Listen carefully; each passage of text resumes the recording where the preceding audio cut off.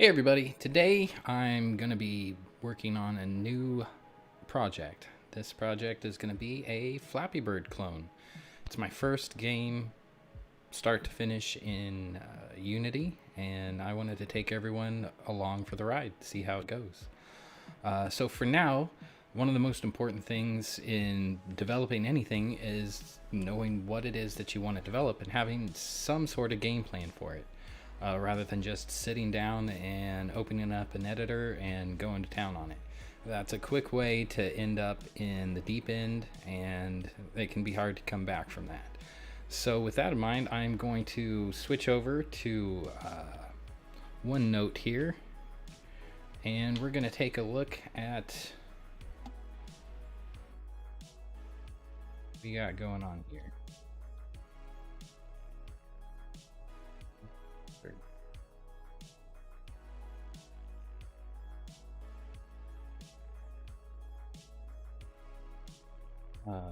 Okay, let's it's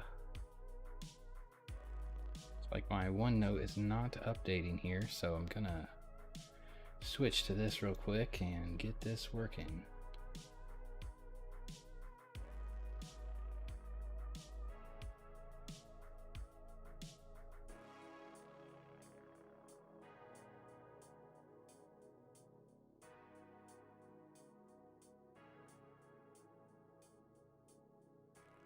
All right, there we go. Now we can see what's going on. Okay, so this is Flappy Bird. The gist of this game is you've got a little bird here that you control that goes up and down as these tubes come across the screen, and the goal is to get the bird through the ever-changing maze of pipelines here. So with this game, what we're going to need is a few things. We're going to need our character, and it's going to move up and down, and we also have these tubes here, and they are going to spawn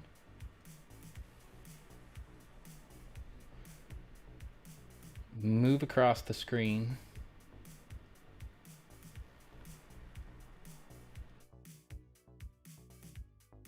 and then delete. We also have a background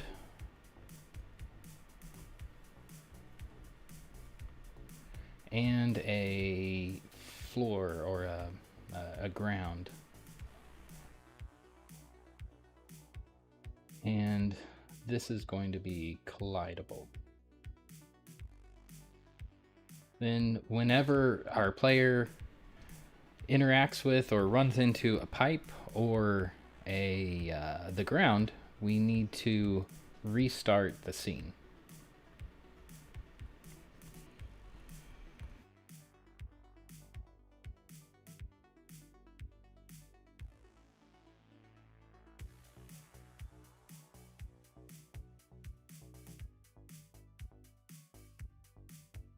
And then finally, we'll have a score, which is, it increases whenever we go through a pipe set successfully.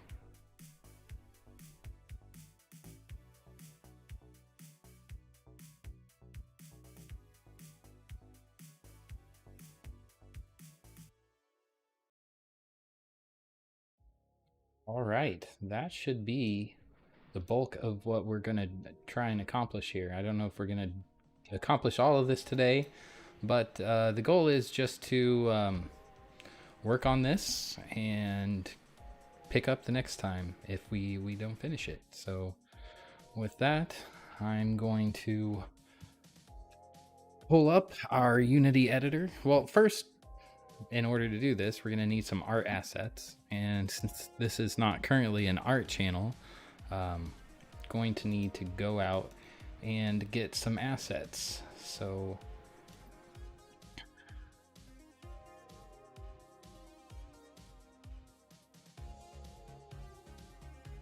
see.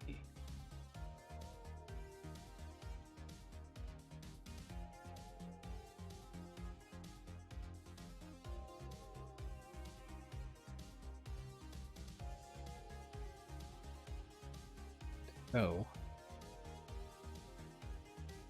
shout out to this asset creator here, Mega Crash.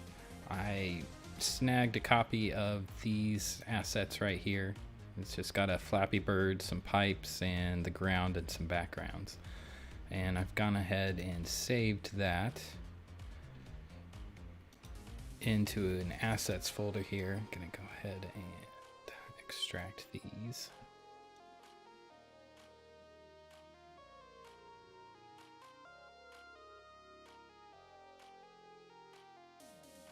So we've got these assets right here. I'm gonna go ahead and load up Unity and get started here.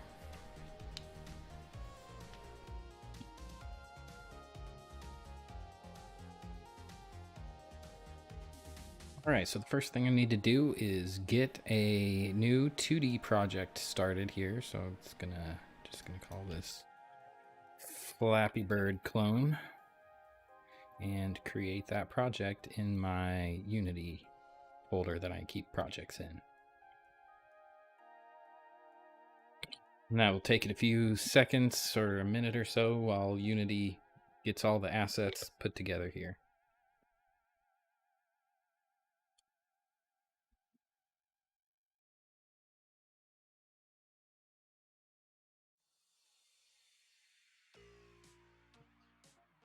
I seem to remember, like, several years ago, Unity being much quicker to open up a project or open new projects, but I don't know, the last year or so I've noticed it being considerably slower with this process.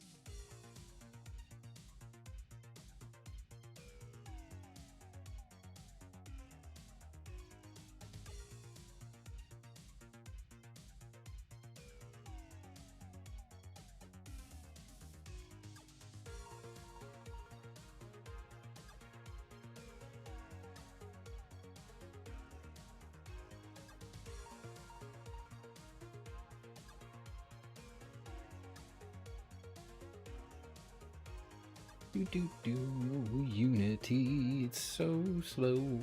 Why does it take so long? That's my Unity is taking forever to load song. You can get it now on Spotify, iTunes. Not really. So, alright. Still waiting. Looks like it's not doing anything, but I'm pretty sure it is. I hope it is. Oh, there it goes. Doing stuff. Moving along.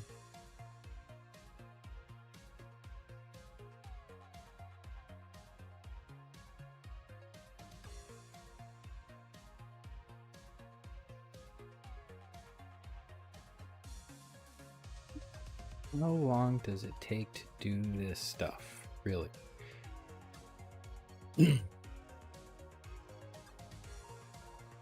Casey Muratori would be so disappointed in Unity right now. He would probably be disappointed in me for using Unity if he knew who I was.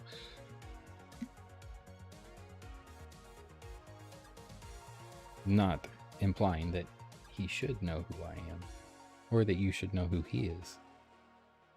I'm just talking to fill up time here. That's really what it is. Unity needs to go faster, or I need to get better with my banter. One of the two needs to happen, that's for sure. Finally, okay, there we go. We've got us a Unity scene. Go ahead and close that. Open this bad boy up. So before I get started, the first thing I like to do is lay out my scene just a little differently. This is Unity's default visualization or layout of its panels and windows. I'm actually going to change this to a 2x3, and this gives a view of the scene editor, the game itself. We can see the hierarchy, all the stuff in our project, and the inspector window, which we will lightly cover as I dive into this further. So the first thing that I want to do is go ahead and create a folder for my art. And within the art, I want to make another folder for my sprites, my sprite assets.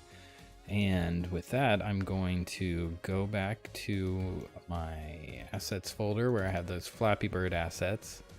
And what do we got here? This is a tiles. Okay. Player. I don't need the GIF. You know, people call it GIF. Let's start a flame war here. Get rid of that. Okay, that's good.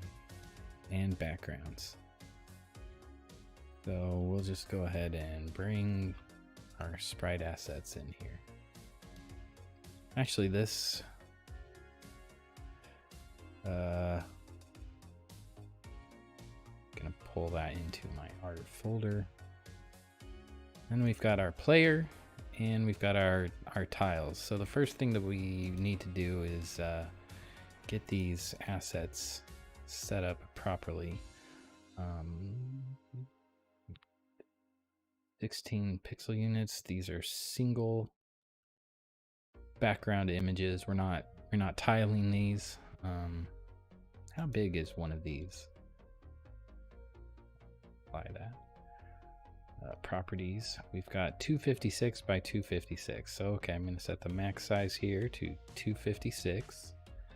I want to change this to a point filter, which will keep the sprites looking nice and pixely, since this is pixel art. Let's see, format's fine, and I want to change the compression to none. And I actually want to do that to all of these. Point filter, 256, and no compression. Okay, so that's the backgrounds are set now. Now for these guys, how big is one of these? 64 by 16, okay. Change our pixels per unit to 16. Point 64. Since that 64 is the biggest dimension, either width or height, it's 64 wide, so that's good. And then no compression on these as well. And then same with the tile set, 16. It's your size, 128 by 112, so 128 is the biggest dimension. Set it to 128 and no compression. How do I know to do this? Well, I've used Unity a little bit and I've watched an ass load of tutorials online.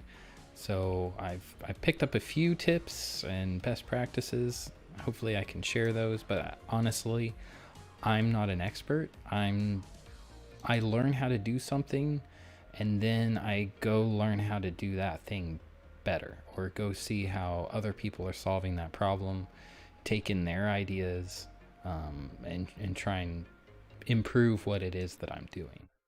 So okay, we've got our tiles here. Now we need to actually break this out into a tile set.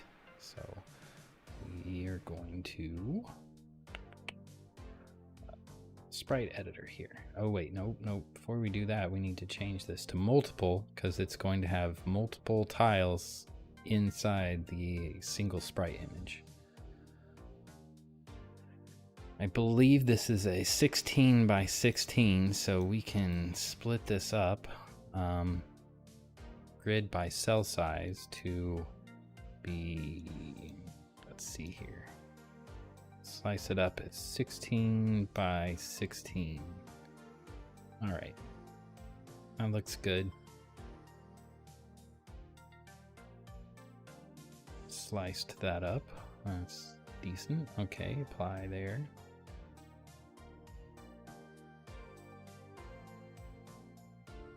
Player, each of these we need to do the same thing.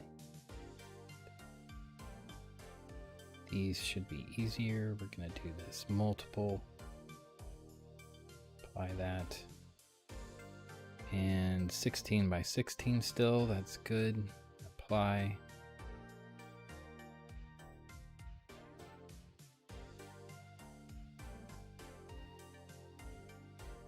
That up and apply. And the last one here. We want the sprite editor. Okay, slice that up 16 by 16 and apply it. Okay, so now we've got our art assets in here. And it's time to start actually building out our scene over here. One thing that we want to do, though, is Flappy Bird is a game that was made for the mobile environment. If we switch back over to notes, we'll see it's built to fit inside of a mobile phone display as it's vertical. So we want to make the game the same sort of dimensions, the same aspect ratio, which is 9 by 16 instead of 16 by 9 like a normal desktop is, like my bigger display here is 16 by 9, so it's wider than it is tall. We want 9 by 16, so it's taller than it is wide. So okay, we're going to come back here and find an aspect ratio where we don't have a 16 by or a 9 by 16 automatically. So what we'll need to do is aspect ratio is 9 by 16.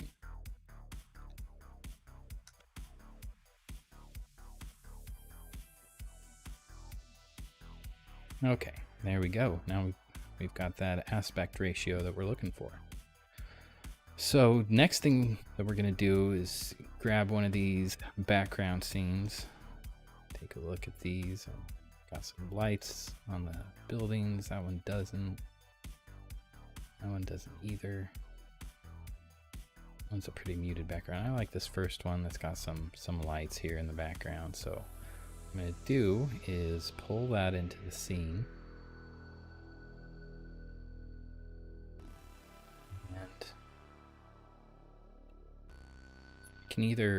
I can either shrink the image down, or I can make the camera a little bigger. So that's what I'm gonna do. Scale up the camera just a little bit. Okay, so there we've got our background in the camera view there. Gonna take this background here, kind of adjust it a little bit. There we go. I like that. For now, we'll have just a static background, but I think eventually one of the enhancements that I can do here is make this scroll at a slower pace than the pipes are scrolling to give it a kind of parallax effect. But for right now, I'm not going to put the cart before the bull or the horse or whatever livestock you want to put in there.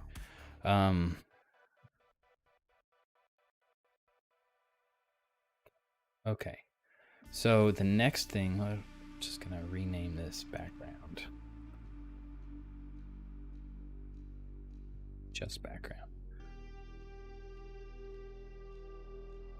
And actually going to save this scene as the gameplay scene. Then in our scenes, we'll go ahead and drop out this. And then we also want to build settings, make sure our gameplay scene is in the build settings. Okay. Can I remove that other one? Yeah, there we go. Like things nice and tidy. Okay, so we've got our camera, got our background. Now it's time to bring in a player. So we'll grab one of these birds here. We'll just grab the first one and drop him in the scene. middle.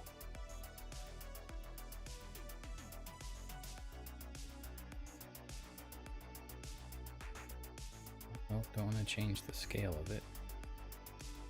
Let's grab this and just put it down here so it's not covered up by that camera icon there.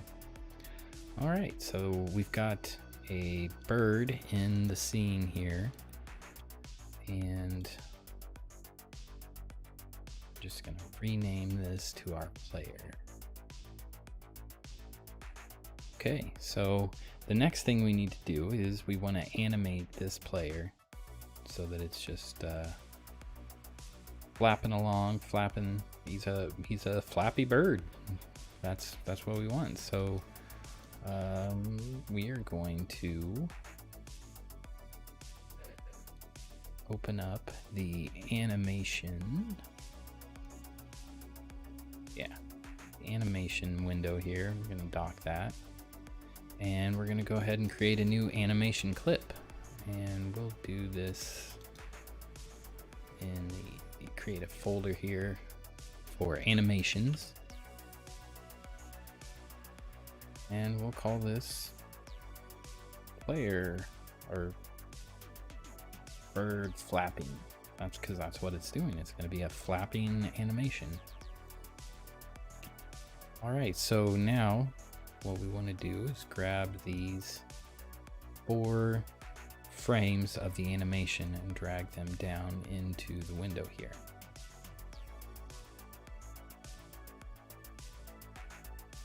Pretty decent here. And we can play this animation, and as you see, this bird is just going to town, just flapping like crazy. We don't want that. What I could do is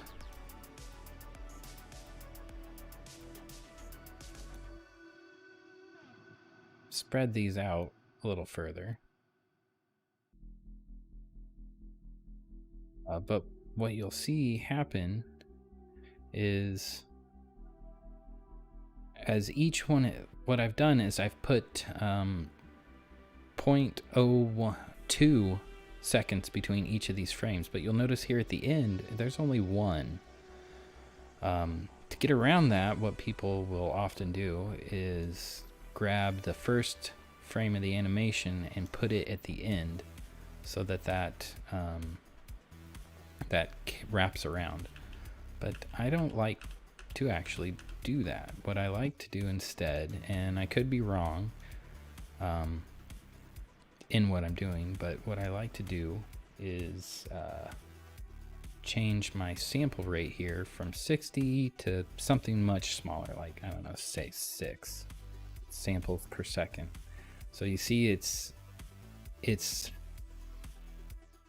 putting that time variation in there for me, but as you can see, each of these beats between the frame animations is one, I guess, unit of time. Instead of 0.01 seconds, it's now 0.1 seconds between each one, but we still keep one equivalent unit after the end. So that's a little slow. Let's bump it up just a little bit here. Yeah, that's not too bad. It's not too bad at all. So now we've got our animation.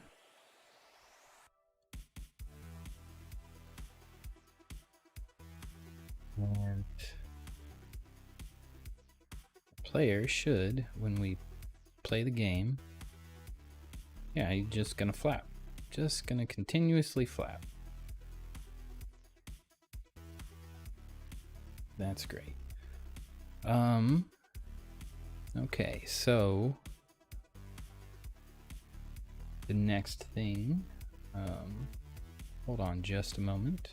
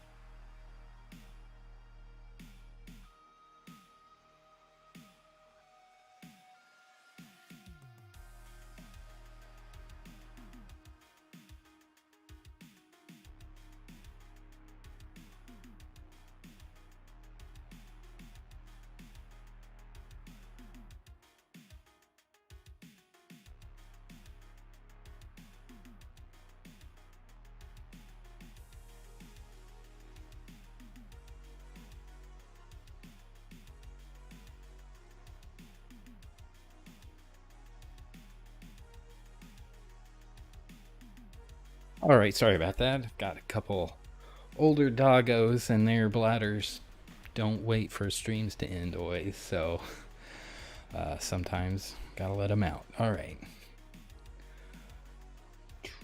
So where were we? All right, we've got our player on the screen and he's flapping around. Now what we want to do is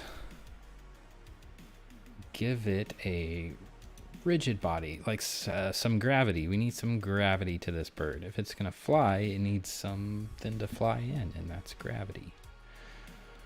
So we're gonna give it a rigid body, a 2D rigid body, and it's got gravity by default. So if I hit play now, we should see that Flappy Bird flap off the screen there.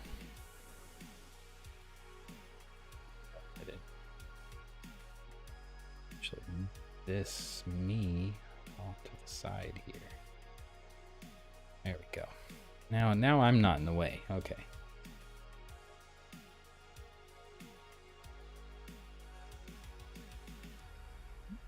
All right, so if I hit play, should see our Flappy Bird flap off the bottom of the screen. Great, that's what we want. Now we want to give ourselves some control over that. We want it to bounce up when we hit a button. We want it to bounce along. So what I'm going to do now is come back to my assets folder and create a new folder for scripts. And then here we want a player script. All right. I believe I need to do one small setting change here. My preferences, my external tools. I want to change my script editor from the default Visual Studio to Writer. We covered installing Writer yesterday. So okay, now when I double click on player here, it's going to open up a script editor for us. Yes.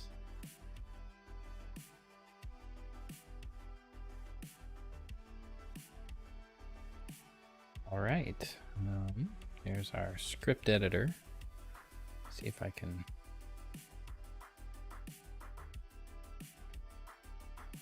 bump up the here. Are you in now? Yes.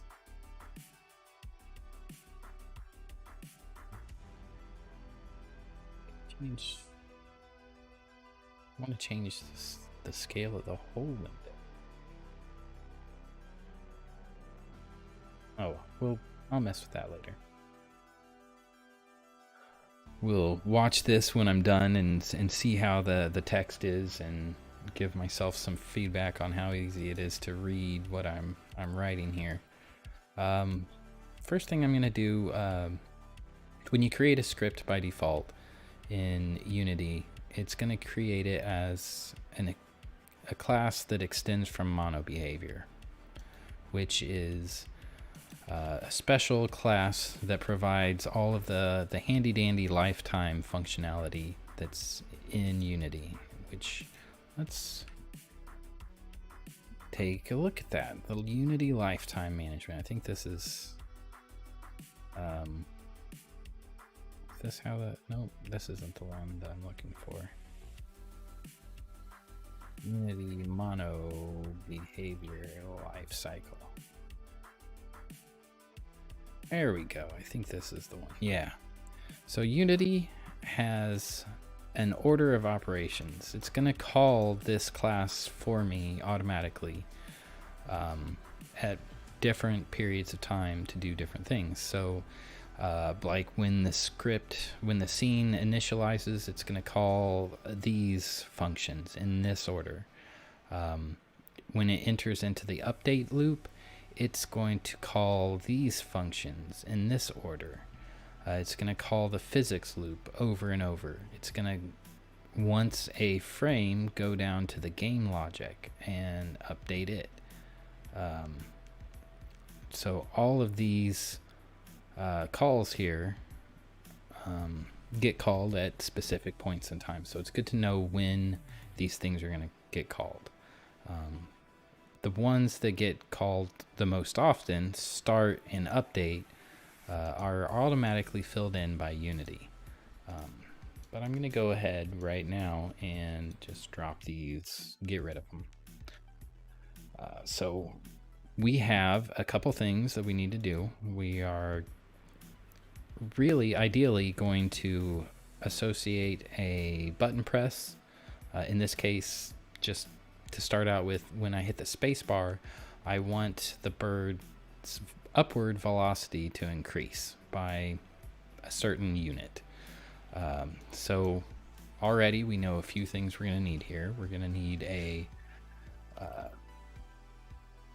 float for the velocity.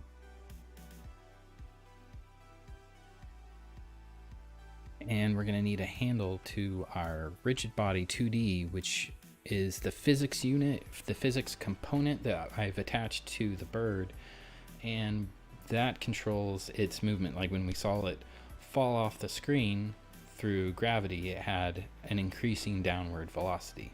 What we want to do instead is when we push a button, we want to give it some upward velocity. So we need a handle to that rigid body 2D instance.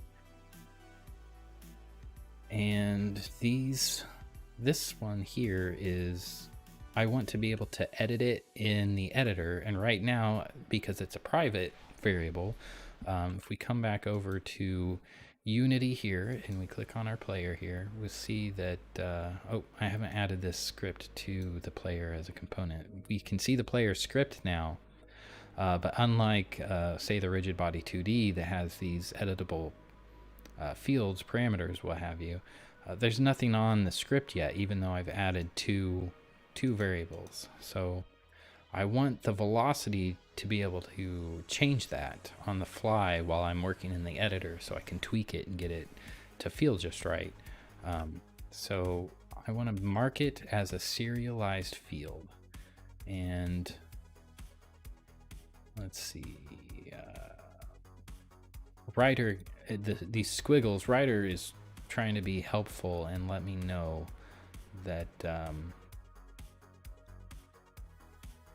this guy is not formatted properly. I don't need this. So I could just rename it, but I actually like my private variables all to have a certain underscore lowercase first letter. So I think I can set this in the settings in languages and frameworks, Unity engine. There we go. I want to prefix it with an underscore. There we go. Now it's got rid of those squiggles. But I want to keep it separate from my private variables that I don't want exposed in the editor, so I'm adding a space there. But now if we go back to Unity, we now have a velocity in here. So by default, I want this to always be 1 by default unless I've edited it. So I'm going to set it to 1. Now if I come back over here and take a look,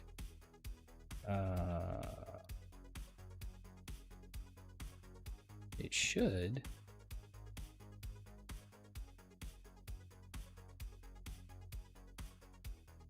Nope, I think because it was 0, it saved that. So anyway, is assigned, but its value is never used. Yep, we're going to do that very, very shortly.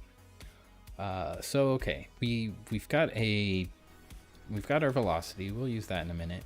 But now we have a variable to hold on to a rigid body, but we haven't yet acquired it. And there's a good place to do this. Oftentimes people will grab an instance of the components that are on an object in the start, but I actually like to grab those things on awake. The reason is that awake for everything is called for all of the objects in the scene before start is called.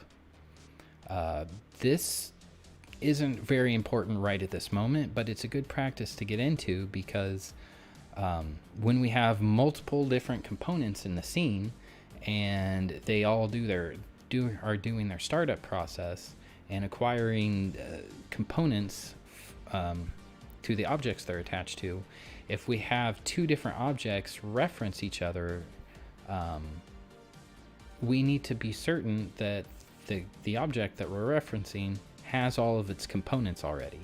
Otherwise, you get into a race condition where you have to do some funky stuff to order which objects get loaded first or last, or the order of the objects loading in the scene. We don't want to have to specify that, because then you add a new object in the scene. It's like, oh, where does that need to be initialized in the flow of things? The easier thing is to, in the awake function, do all of our acquiring of resources there, and then in the start, that's where we go out to other objects, or we do specialized functionality of our startup process. So what I'll do here is create the awake, a nice little shortcut in Writer to create the awake from a template. So what I want to do is get the component, get the rigid body to the component. Okay, so now when the game loop happens, we need to check and see if the key or the button or the controller button or keyboard key or mouse click, whatever we're assigning to the flapping movement, we want to check that each pass through the game loop. And since this is a physics aspect, we're controlling the physics of movement, we actually want to do that in our fixed update rather than the normal update, because this isn't the game logic, this is our physics that we're checking. So in our, let's see, in the fixed update, we're going to do this the simple way for right now. If input, I think that's right thing.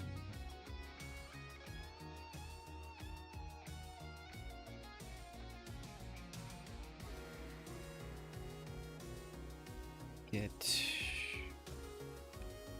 button. There.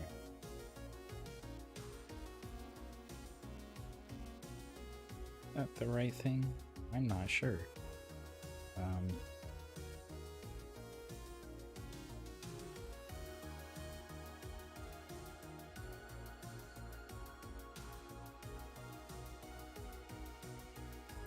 Just double check. Yeah, it's input, get button down.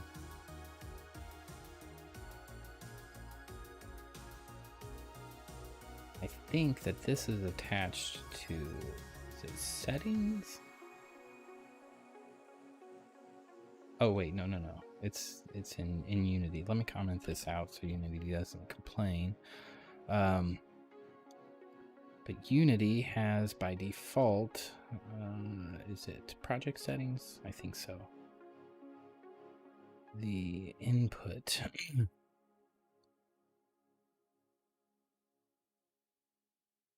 Input manager. Axes. All right, so by default, Unity has these different things mapped to, like fire is mapped to joystick, or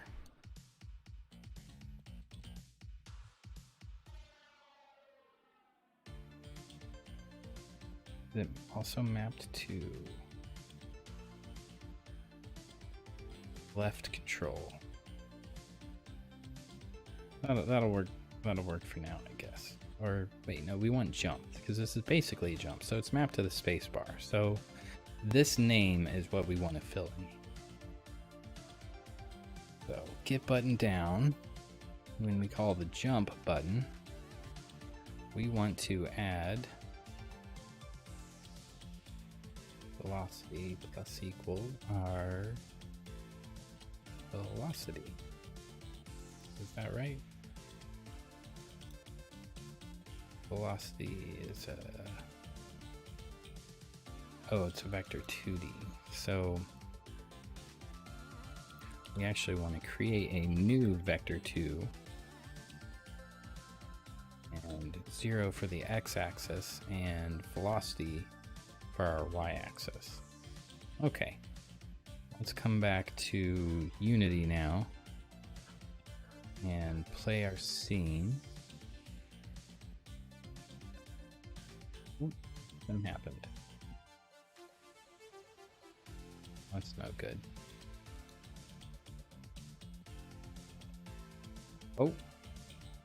Oh, it did.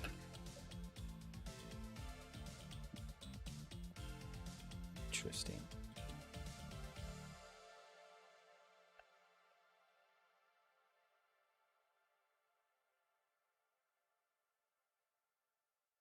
I think something's wrong. Maybe one wanted it to equal velocity.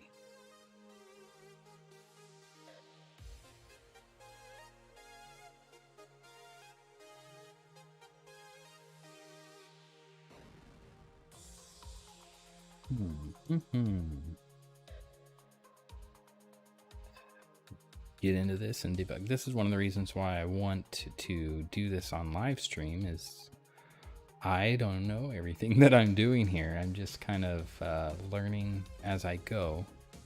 So I want to... Oh, it was doing something there. Maybe I need to increase my velocity. Let's try changing that to, I don't know, 10.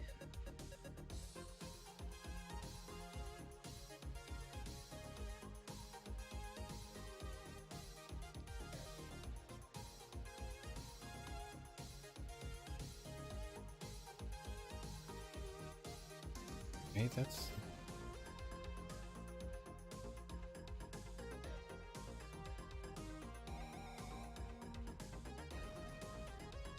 odd. Sure why, what's going on there. Let's change it to 100. See, this is gonna shoot off the screen now. Oh, yep, it sure did. Alright, so I don't know, 10. 10's probably too much. Let's do a 5. Our gravity scale 0.2.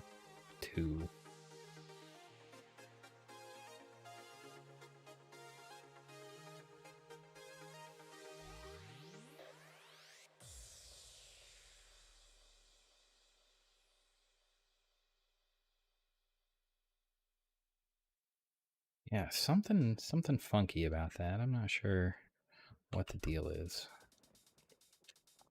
Let's try.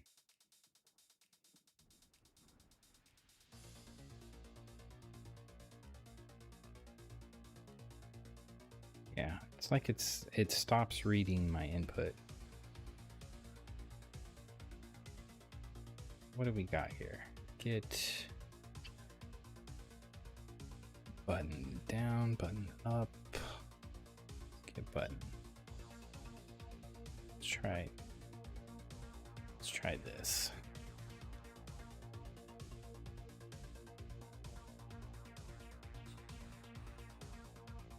There we go. That's definitely not the settings that I want there. So let's try this at 10 again. Oh, that's definitely too much. Okay. Let's try, I don't know, 1.4.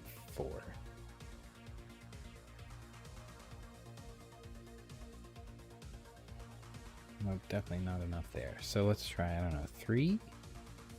This is why I wanted to expose this in the editor, because it makes it real easy to tweak these values instead of flipping between the editor and the code editor and then back just to change this one value. So, all right, let's play around with this.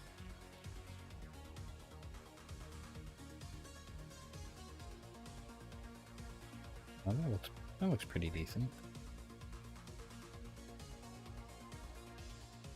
That'll do for now. So okay, now we've got our bird. He's flapping along. And hit this. And he moves. He drops off the bottom of the screen when we stop. So okay, that's pretty good. All right, next up, we want to, I think the next thing I want to do is make the ground.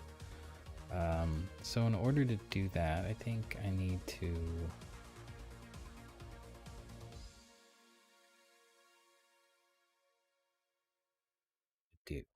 how do I want to do this? That's a good question. So I've got this tile set. Let's look at it here. Sprite editor. I've got this tile set and it's broke up like this. And what I could do is just draw these tiles, or I could, you know what, I will actually do this is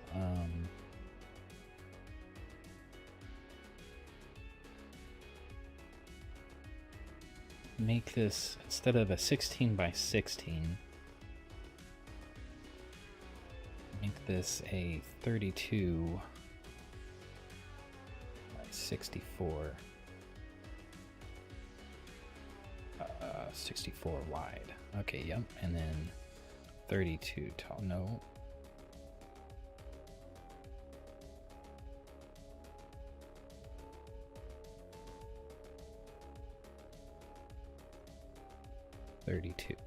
Okay, so now it's taking up that space. Okay, that's good. I'll do that to this ground over here as well.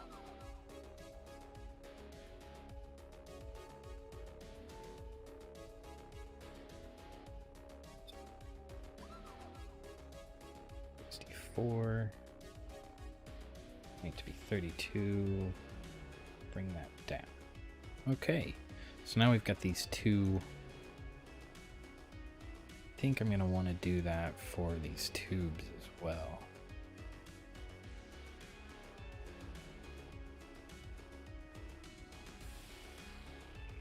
Okay, but for now I'm just working with the ground, so apply that change and scroll down till I get to my ground here and drop that in the scene.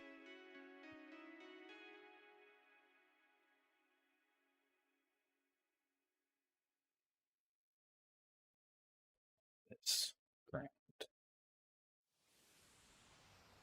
Now that we've got that there, I'm gonna position it right here and want to make this bigger.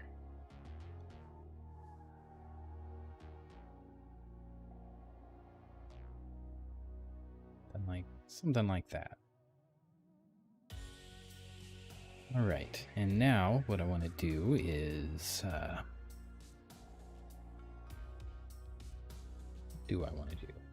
well, I want the player to, instead of, if we watch now, the player is just going to fall through that background, and we don't want that. I want it to land on the ground when it actually gets down there. So to do that, we need to give a collider to each of our ground and the player. So we'll do a box collider 2D for the ground, and then a circle collider, circle collider 2D for the player. And if I zoom in here, I want to change the bounds of this collider for the players so that it matches a little better. All right, that's pretty good there. Up a little bit. Okay. So now when it runs into things, if this circle part runs into something else that's collidable, it's going to stop doing that. So, all right, we put a collider on here. The ground's not moving at all, so it's not, that's fine. Let's go ahead and play. Now our player should drop into the ground. There we go. He just lands on the ground.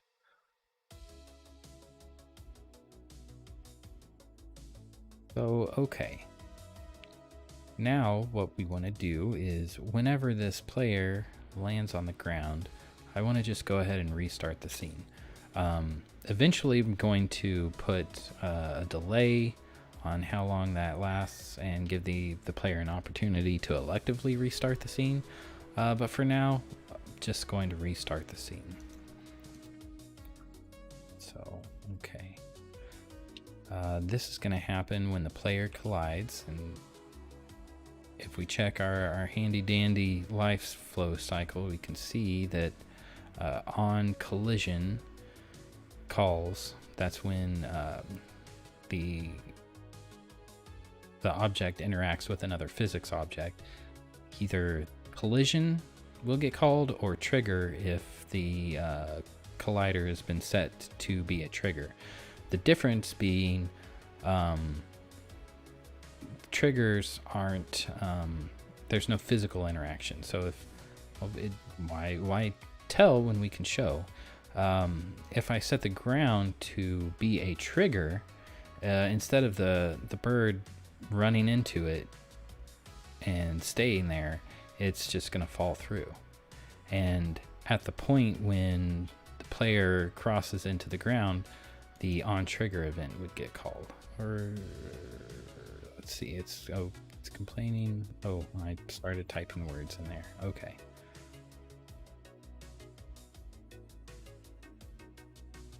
Now if I hit play, it's just going to fall through because the ground's now a trigger instead of a collidable object. So I'm going to pull that off there. Come back here, and on collision, when we enter the 2D collision, we want to, if the, let's see,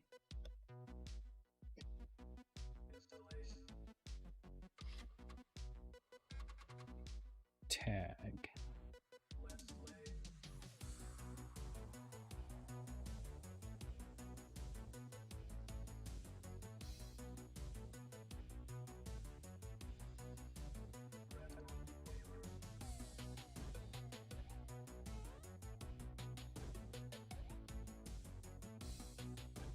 It's the player object.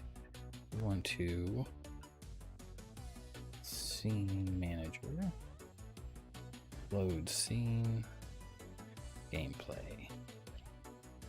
And that's another reason why I like Rider. These strings are something in the past you just have to remember what the proper string is, but Rider actually can inspect and figure out, oh, well, the potential pool of tags to compare against, here's what they are, or the scenes that you have, here's here's the name of all your scenes, so I can auto-complete that for you. That is pretty handy.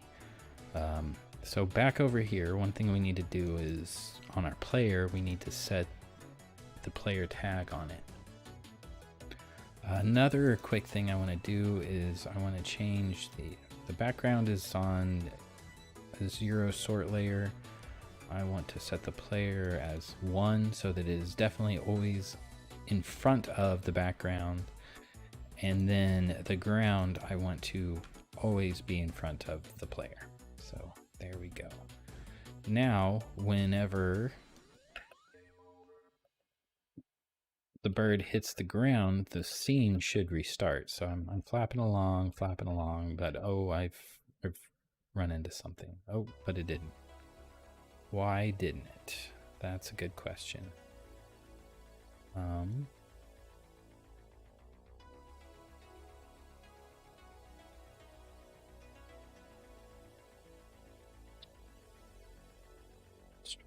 Let's try this.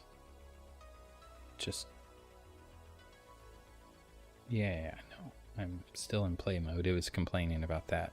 That's another thing Ryder does that Visual Studio doesn't, is it lets you know. Okay, so got our player flapping along. When we run into the ground, oh, it restarted the scene. So, okay, that works.